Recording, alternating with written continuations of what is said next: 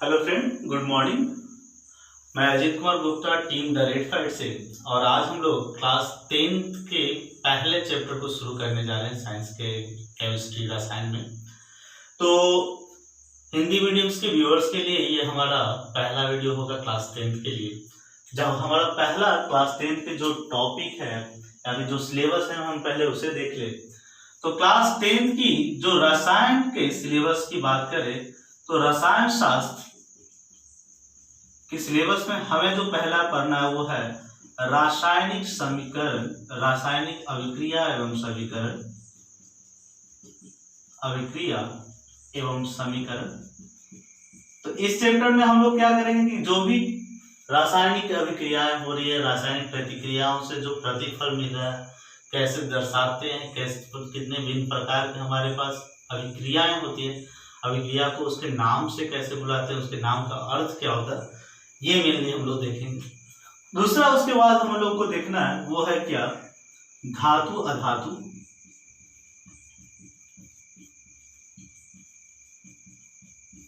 धातु अधातु में क्या है कि हमारे पास खनिज के रूप में जो पदार्थ प्राप्त होते हैं उसमें वर्गीकरण किस तरह से करते हैं, धात्विक गुण क्या है, अधात्विक गुण क्या है, धातु और अधातु के भौतिक गुणों का पूरा अध्ययन करेंगे।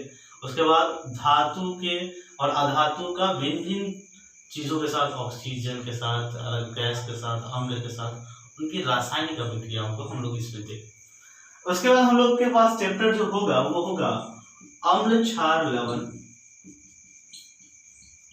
अम्ल क्षार और लवण। और इस चैप्टर में हम लोग किसी भी विलयन के उसके गुणों के बारे में देखेंगे कि उनकी अम्लीयता, क्षारीयता, लवण को कैसे पहचानते हैं, कौन कौन से मीटर को यूज करते हैं, किस तरह के सूचक का प्रयोग करते हैं, या फिर अम्ल के बाद उनका अभिक्रिया आपस में कैसे होता है, किस तरह से वो अभिक्रिया को आगे लेके जाते हैं, वो इस चैप्टर में देखा जाए। उसके बाद हमारे पास देखना है वो है पदार्थों का तत्वों का वर्गीकरण। तो तत्वों के वर्गीकरण में हम लोग हमारे पास नेचर में, प्रकृति में उपलब्ध सभी तत्वों को किस तरह से वर्गीकृत करके आवर्त सारणी की मदद से हम लोगों ने किस तरह से सजाया है, उनके गुण कैसे निर्भर करते हैं, उनके गुण किस तरह से बदलते हैं वर्ग में, वो सब चीजों को देखेंगे। और हमारा लास्ट जो चैप्टर होगा वो होगा कार्बन और उसके यौगिक। तो इस चैप्टर में हम लोग, चूंकि दुनिया में सबसे ज्यादा जो पदार्थ है, कार्बनिक पदार्थ मौजूद है, क्योंकि दुनिया में लगभग हर चीजों में कार्बन की उपस्थिति है ही, तो उस कार्बन की उपस्थिति के कारण जो पदार्थ पर असर पड़ेगा, कार्बन और उसके यौगिकों का निर्माण कैसे होता है, इनके यौगिक इतने ज्यादा मात्रा में क्यों बन पाते हैं, क्योंकि दुनिया में जैसे है कि हम लोगों ने बोला कि सबसे ज्यादा मात्रा में कार्बन के यौगिक हैं, तो आखिर किस गुण के कारण कार्बन के यौगिक सबसे ज्यादा बन रहे हैं, उसे हम लोग इस चैप्टर आज हम लोग जो चैप्टर शुरू करने जा रहे हैं वो है रासायनिक अभिक्रिया और समीकरण। इसे देख ले।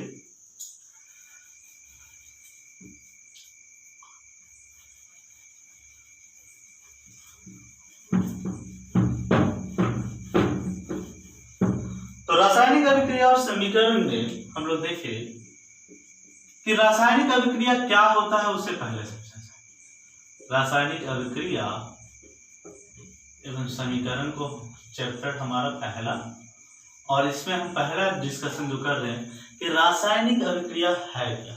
तो समझा, कहीं भी किसी भी परिस्थिति में आकर दो या दो से अधिक पदार्थ अगर मिलकर नए गुणों वाले पदार्थों की रचना करते, मतलब अगर आपने किसी दो पदार्थ को आपस में मिलाया और वो मिल करके किसी नए पदार्थ की रचना कर दिए, तो वो चीज हुआ रासायनिक परिवर्तन या रासायनिक अभिक्रिया। कहता है आपने क्या किया, नए पदार्थ का मतलब हुआ कि जिसकी गुण पहले वाले पदार्थों के गुण से भिन्न। मतलब हमने हाइड्रोजन को और ऑक्सीजन को मिलाया और इसने क्या किया कि मिलकर हमें वाटर दे दिया, जल दे दिया, तो इसको बोलते हैं रासायनिक अभिक्रिया। मतलब समझे कि हाइड्रोजन के बारे में आपने सुना होगा कि हाइड्रोजन एक विस्फोटक पदार्थ है, क्योंकि हाइड्रोजन बम दुनिया की सबसे घातक, मतलब खुद ही एक विध्वंसकारी गैस। ऑक्सीजन सहायक, ज्वलन में सहायक होता है। ये क्लास 8 में हम लोग को पढ़ना है कि ऑक्सीजन गैस की उपस्थिति में ही कोई पदार्थ जलता है। ये खुद में आग है, विस्फोट है, और ये ऑक्सीजन किसी जलने में सहायता करने वाला सब्सटेंस है। और ये दोनों जब मिला तो एक ऐसे पदार्थ को निर्माण किया, ऐसे पदार्थ का निर्माण किया जो आग को बुझाने में यूज होता है, मतलब अपनी गुण से बिल्कुल ही भिन्न पदार्थ। ठीक है, जल का ही प्रयोग हम लोग आग को बुझाने में करते हैं। तो ये जो हमारी एक्टिविटी रही, ये बताया कि ये जो पदार्थ थे, दोनों पदार्थ मिले और पदार्थ मिलकर नए गुण वाले एक पदार्थ को हमारे सामने, उसे हम लोग बोले क्या, रासायनिक। दूसरा एक और एग्जांपल लेना चाहे तो हम ले सकते हैं कि कार्बन और ऑक्सीजन मिला और हमारे पास बन गया CO2। समझते हैं, हमने अभी बोला क्या चैप्टर के विश्लेषण में कि कार्बन और उसके यौगिक में को इसलिए हमें पढ़ना है क्योंकि दुनिया में सबसे ज्यादा मौजूदगी कार्बन है। मतलब दुनिया का हर वो पदार्थ जिसे आप जलाएं, काले रंग में परिवर्तित हो जाए, धुआं दे, या जिसमें राख का अवशेष बचा रह जाए, उसे में बोल सकते हैं कि कार्बन मौजूद है।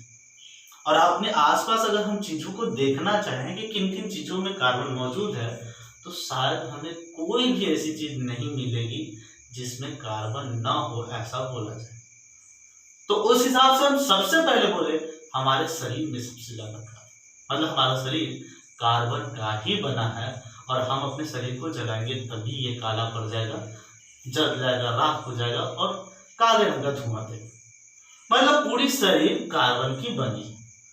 दूसरी बात, ऑक्सीजन हमारे शरीर में सांस, मतलब जो हमारे लिए सांस लेते हैं, सांस के थ्रू जो गैस अंदर लेते हैं वो गैस है ऑक्सीजन। मतलब ऑक्सीजन के अभाव में जीना पॉसिबल नहीं है। तो समझे, एक कार्बन जिसका गुण है जो हमारे शरीर को बनाया, और एक है ऑक्सीजन जो इस शरीर को चलाने के लिए जरूरी है। लेकिन यही दोनों जो मिल रहा है तो एक ऐसे पदार्थ की रचना किया जो हमारे दम को घुटाने और मारने के लिए पर्याप्त है। CO2 गैस के बारे में आपने सुना होगा कि CO2 गैस से दम घुटने लगता है और इंसान दम घुट करके मर सकता है। मतलब बनने वाले दो पदार्थों के गुणों से बिल्कुल ही भिन्न गुण वाले एक पदार्थ बन के सामने आया, और इसी को हम लोगों ने रासायनिक। तो रासायनिक अभिक्रिया को अगर परिभाषित करना हो तो आप लोग इस तरह से लिख सकते हैं कि रासायनिक अभिक्रिया वह प्रक्रिया है जिसमें दो या दो से अधिक पदार्थ मिलकर नए गुण वाले पदार्थों की रचना।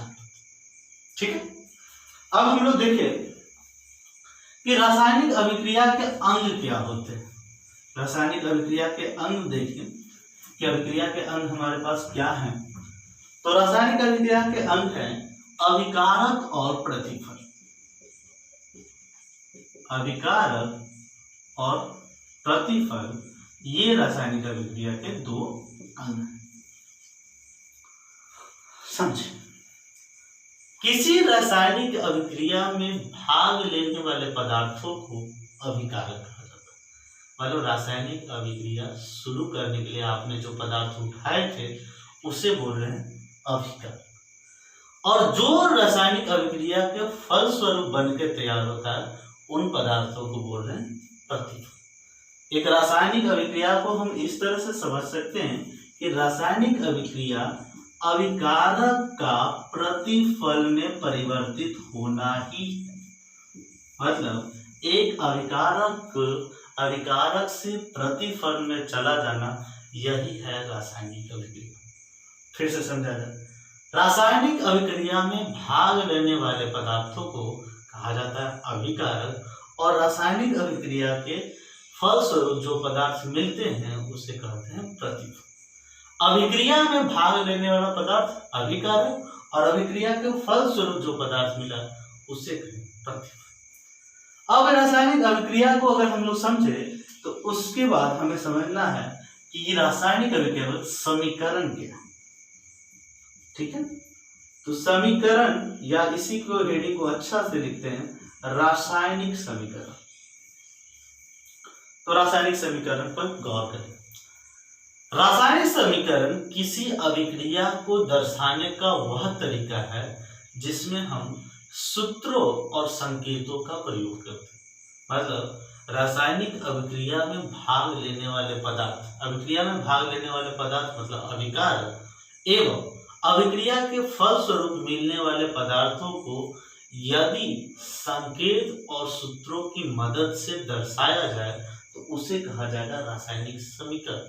मतलब अभी क्या था कि अभी अभी हमने वाटर के बारे में लिखा था, जल के बारे में, कि जल जो है हमारा हाइड्रोजन गैस और ऑक्सीजन गैस के मिलने से हुआ और ऑक्सीजन गैस के संयोग से हमें मिलकर के आया जल।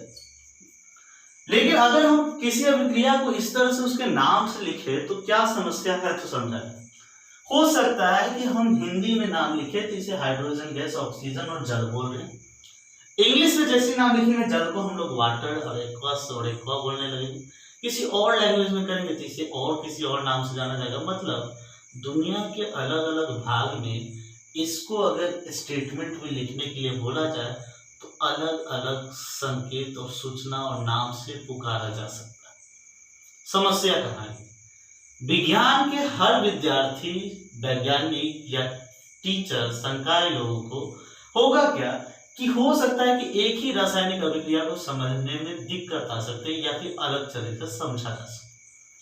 तो उस कंफ्यूजन को दूर करने के लिए कहा क्या गया कि इस तरह से हम शब्दों में ना लिख करके, किसी भाषा के शब्दों में ना लिख करके अभिक्रिया को उनके संकेतों से दर्शाएंगे। और संकेत हुआ हाइड्रोजन गैस, ऑक्सीजन गैस और हमारा हुआ जल जो द्रव अवस्था। और ये सिंबल दुनिया के किसी भी कोने में लिखा जाएगा तो एक तरह से उभयनिष्ठ यूनिक चीज है कि हर जगह एक ही तरह से लिखा जाएगा और किसी भी छात्र और वैज्ञानिकों को समझने में तकलीफ नहीं होगा। और यह तरीका ही कहलाता है रासायनिक समीकरण। तो रासायनिक समीकरण हुआ कि किसी रासायनिक अभिक्रिया को संकेत एवं सूत्रों की सहायता से लिखना। ठीक है, तो इस वीडियो में हम लोग, चूंकि पहला इंट्रोडक्शन वीडियो था तो इतना ही रखते हैं। अगले वीडियोस में हम लोग डिटेल से डिस्कस करेंगे। और अगर आगे के वीडियोस में भी या इस वीडियो में भी आपके पास कोई डाउट्स है तो आप इस वीडियो के कमेंट्स में पूछ लें हमसे, हम लोग कमेंट्स में डायरेक्ट रिप्लाई करेंगे।